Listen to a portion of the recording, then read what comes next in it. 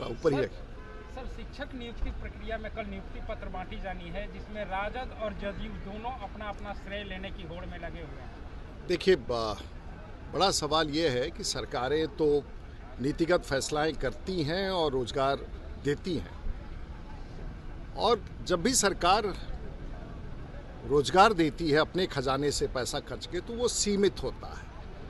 और आज भी बड़ा समाज है जो, मुझे याद है कि आज उप मुख्यमंत्री जी ने एक बार कहा था कि हम 10 लाख देंगे, और इसके आंकड़े देखें तो लगभग नगण्य है।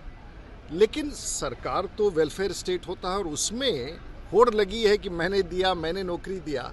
मुझे लगता है कि बड़ा दुर्भाग्यपूर्ण स्थिति है। और खास करके चुनाव, लोकसभा चुनाव के पहले ये पिछले 8 साल का वैकेंसीज, आखिर इस सरकार को इतने वैकेंसी भरने में इतना वक्त क्यों लगा, एक बड़ा सवाल खड़ा होता है।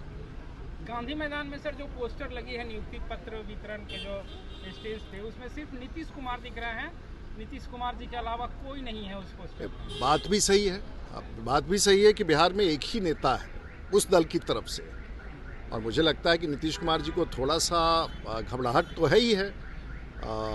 अपने आप को प्रोजेक्ट करना चाह रहे हैं, तो हो सकता है कि इसी गांधी मैदान से देश के स्तर पर प्रोजेक्ट होना चाह रहे हैं। लेकिन आपस में इतना विरोधाभास है कि बिहार में ही उनका एक्सेप्टेबिलिटी नहीं बन पा रहा है, तो देश में क्या कर पाएंगे।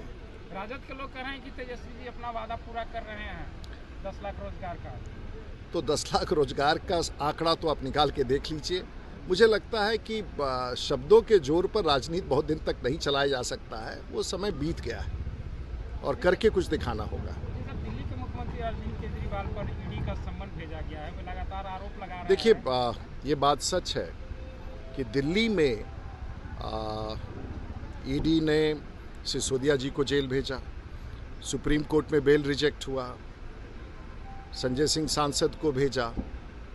तो अब अगर उसमें तथ्य निकल के आते हैं और साक्ष्य हैं जिसमें एक राज्य के मुख्यमंत्री का भी नाम आता है उसमें, अब उस संदर्भ में, तो स्वाभाविक है सम्मन जारी होगा, क्योंकि बिना किसी राज्य के मुख्यमंत्री के भागीदारी के इस प्रकार से इतना बड़ा घोटाला का संभावना नहीं बनता है। तो कानून अपना काम करेगा, और वैसा नया नहीं है, इस देश में कई मुख्यमंत्री जेल जा चुके हैं, तो कोई नई बात नहीं है भ्रष्टाचार के आरोप में।